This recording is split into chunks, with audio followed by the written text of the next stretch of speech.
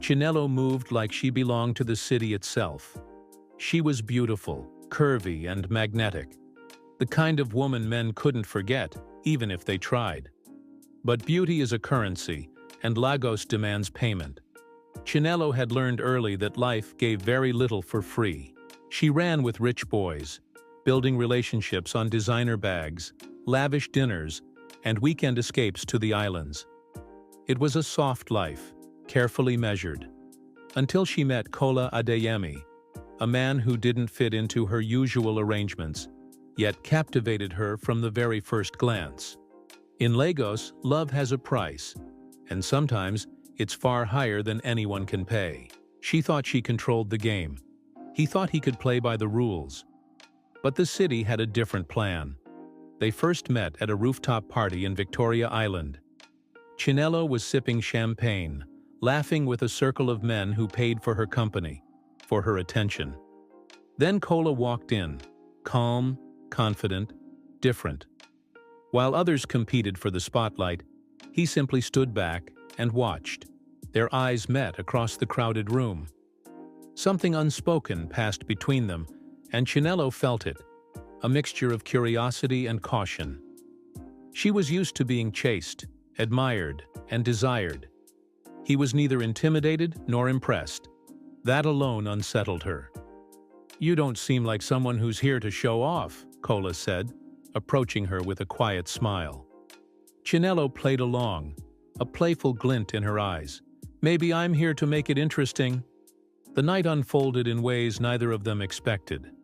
There was laughter, teasing, and subtle touches, a chemistry that was raw and unpolished, not bought with money or status. Weeks went by and Kola pursued her with a sincerity she'd never known. He remembered the small details, her favorite wine, the song she hummed under her breath, the way her smile softened when she talked about her younger siblings. Chinelo, so used to being in control, began to feel something unfamiliar: vulnerability. She realized that her life of sugar dates had left her profoundly lonely beneath the layers of luxury. And Kola's patience, his quiet, steady attention, was slowly breaking down her walls. Yet Lagos is never kind to the vulnerable. Old sponsors started calling, jealous friends whispered rumors, and the city itself seemed to conspire to test her newfound feelings. Chinelo struggled to balance the soft life she knew with the raw emotions Kola stirred in her. If you're still watching, pause and hit the like button. Because in Lagos, love isn't just romantic. It's a battlefield where hearts get tested, betrayed, and sometimes transformed. One night, after a quiet dinner at a secluded Lekki restaurant, Kola asked her a simple question that shook her to her core. "Chinelo, who are you when no one is looking?" She froze. The question pierced deeper than any touch or compliment had ever done.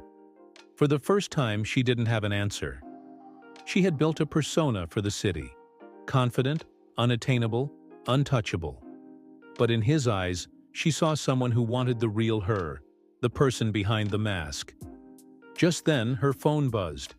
It was an old sponsor offering a weekend trip to Dubai. Her fingers trembled. Lagos had trained her to take every opportunity, to never refuse the allure of wealth and luxury.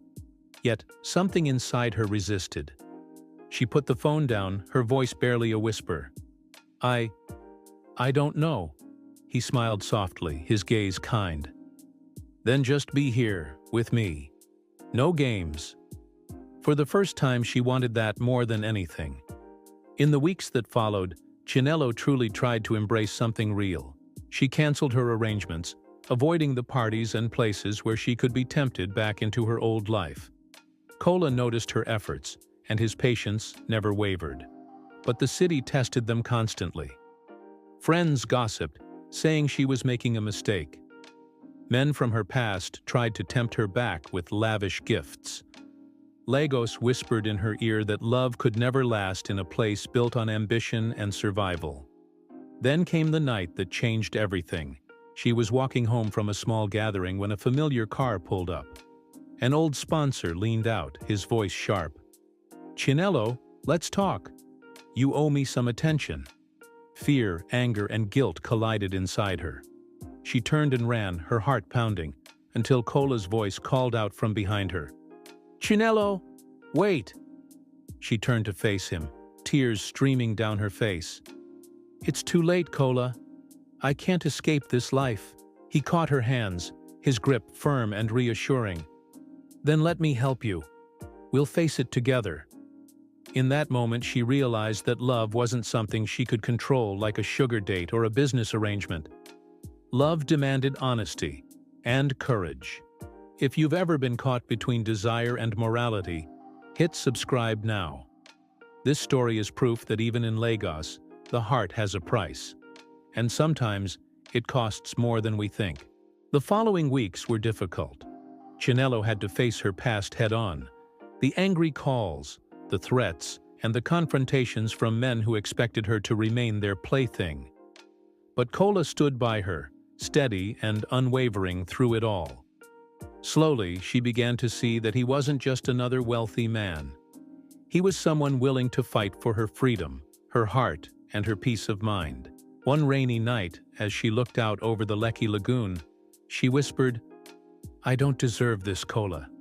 He held her close, his voice warm against her ear. "You deserve it all. You just have to let it in." For the first time, she allowed herself to hope.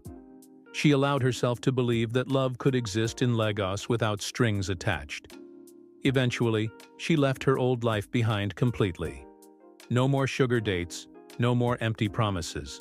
With the money she had saved from years of arrangements, she opened a small, chic boutique. It wasn't the extreme luxury she was used to, but it was honest, and that honesty was priceless. Cola stayed with her through every step, their bond growing stronger with each passing day.